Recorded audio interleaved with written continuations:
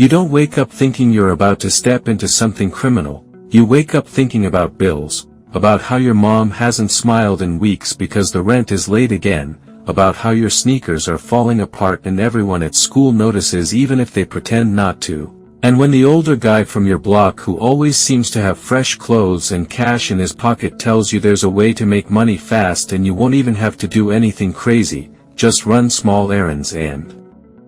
keep your mouth shut, it doesn't feel like a life decision. It feels like survival knocking on your door and daring you to say no. At first it's harmless looking stuff, standing outside a building pretending to scroll on your phone while actually watching who comes in and out, carrying a backpack across 2 streets without asking what's inside, holding onto a phone that isn't yours and answering only if it rings twice, and you tell yourself you're not really involved because nobody has said the word cartel out loud. Nobody has sat you down and explained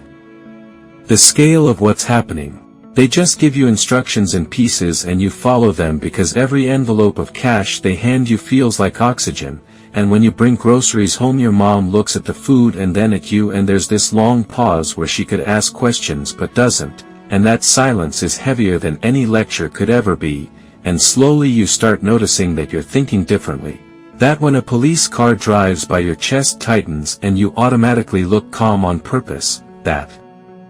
you rehearse excuses in your head even when nobody's accusing you, that you scan streets without meaning to, and the older guys still treat you like a replaceable extra, calling you pelado, laughing at how eager you are, testing whether you talk too much or panic too fast, and you laugh along because you want their approval, you want to belong to something that looks powerful, and the dangerous part is you still believe this is temporary, just a phase. Just a way to stack money before you move on to something better, not realizing that the moment you accept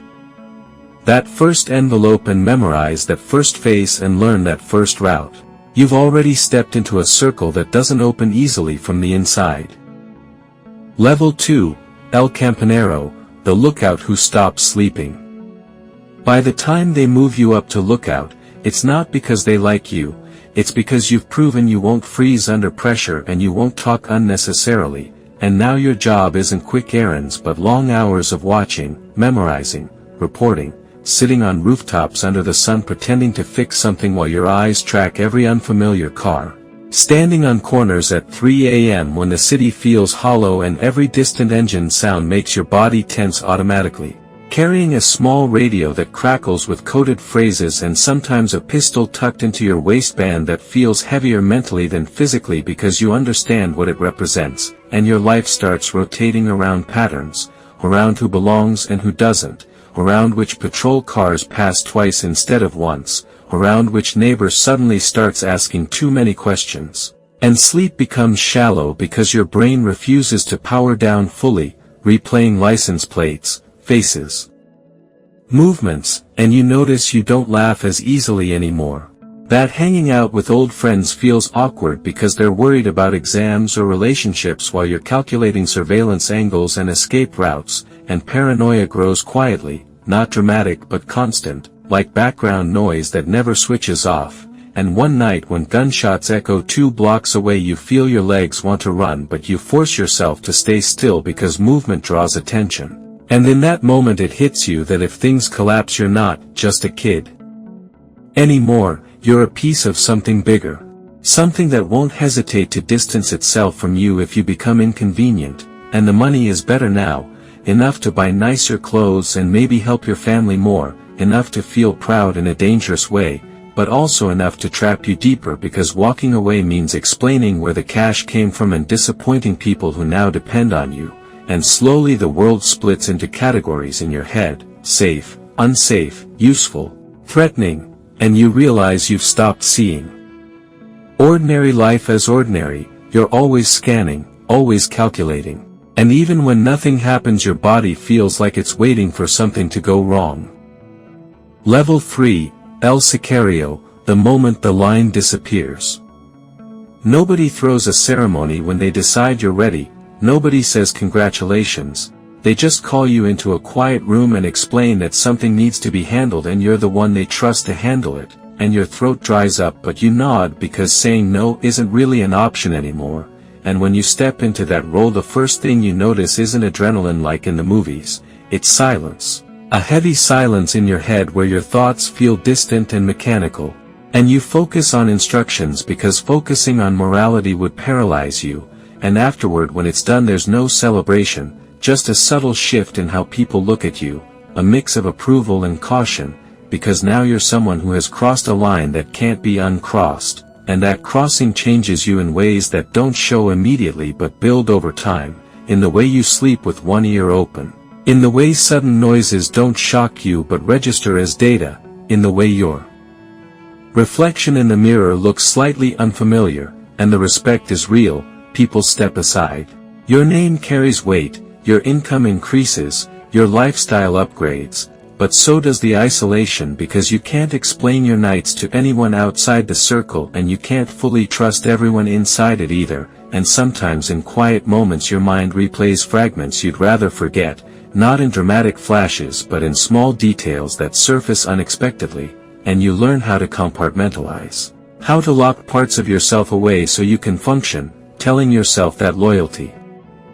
and survival justify everything, even as you feel something softer inside you hardening layer by layer. And at this level you understand clearly that there is no returning to innocence, because even if you left tomorrow the memory of what you've done would follow you into every future version of yourself. Level 4, Chef de Plaza, power that feels like pressure. When you become responsible for territory, the game changes from following orders to giving them, and suddenly you're managing people who remind you of your younger self, watching them carefully because you know how easily fear or ambition can make someone unpredictable, and your days revolve around coordination, who covers which street, which route needs adjustment, who's reliable and who's becoming a risk. And the money now is serious enough to transform your lifestyle completely, better house, better cars, safer neighborhoods for your family, but with every upgrade comes a heavier layer of vigilance because you're aware that visibility attracts attention, and you stop sitting with your back to doors, you rotate vehicles, you vary your routines intentionally, and the stress isn't loud but constant, like a tight band around your chest that never fully loosens, and you find yourself analyzing conversations for hidden meanings, scanning faces for hesitation, wondering who might be talking to authorities or rival groups. And even moments of success feel temporary because you've seen how quickly positions like yours can disappear overnight, and you start understanding that power isn't freedom, it's responsibility mixed with constant threat assessment, and while people call you boss with respect, you know that title also paints a target on your back. And sometimes late at night when everything is quiet you think about how far you've come from that kid running errands, realizing that each step upward gave you more control over others but less peace inside yourself. Level 5, El Financiero, money everywhere, trust nowhere. At this stage your world is numbers, logistics, international routes, laundering operations hidden behind legitimate businesses, meetings in clean offices where everyone pretends not to understand the source of the capital flowing through their projects, and your conversations revolve around percentages, timing, shipments, risk distribution. And you rarely see the street-level chaos anymore because your role is to keep the machine profitable and stable, and yet the distance from direct violence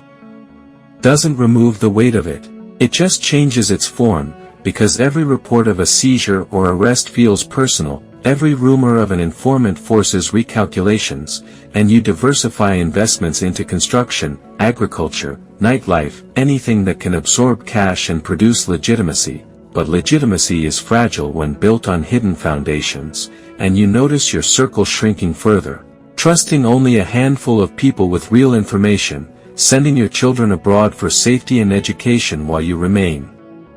anchored in a reality you can't publicly acknowledge. And wealth accumulates beyond what your younger self imagined, yet simple freedoms, walking casually through a crowded mall, attending public events without security concerns, become impossible, and the irony settles in that the more money you control, the smaller your personal world becomes, and in quiet moments you question whether accumulation was worth the cost, though by now the structure is too vast and too interconnected to simply dismantle without consequences. Level 6, El Segundo, close to the top, far from peace. Being second in command means carrying both authority and anticipation, because you operate in the shadow of the leader while preparing for scenarios where leadership changes suddenly, and your role involves negotiating alliances, resolving internal conflicts, expanding influence strategically, and constantly monitoring potential fractures within the organization. And you've witnessed enough betrayals and collapses to know that stability is always temporary. And the weight of decisions grows heavier because every directive can ripple outward affecting dozens of lives, and you speak calmly, rarely raising your voice because influence at this level is about control rather than intimidation, and you start thinking in contingencies, backup plans for backup plans, safe locations, legal defenses, escape possibilities that may never be used but must exist. And sometimes you catch yourself reflecting on the long chain of events that brought you here. Realizing that ambition mixed with circumstance created a path that narrowed with each step upward. And while outsiders might imagine proximity to ultimate power feels triumphant, the reality feels like standing on a high ledge where the view is wide but the footing is unstable. Level 7, El Patron, everything and nothing at once. At the top, isolation defines your existence more than authority does, because every interaction is filtered through layers of caution, and loyalty is something you evaluate daily rather than assume, and you move between secure locations rather than living openly, surrounded by security yet never fully relaxed, aware that your name carries influence but also scrutiny from rivals and governments alike. And the empire you built operates through networks of people whose faces you may not even know. And success is measured in continuity rather than expansion because survival becomes the primary objective, and sometimes in rare unguarded moments you think back to your earliest days when money felt like the solution to every problem, recognizing now that power introduced complexities you never anticipated, and while you control resources, territories, and decisions, you don't control uncertainty. You don't control loyalty with absolute certainty, and you certainly don't control time. And you understand more clearly than anyone below you that every reign eventually ends, whether through arrest, betrayal, negotiation, or inevitability, and the title, Patron, may sound absolute, but in reality it represents the loneliest position in the entire structure, where everything depends on you and nothing guarantees tomorrow.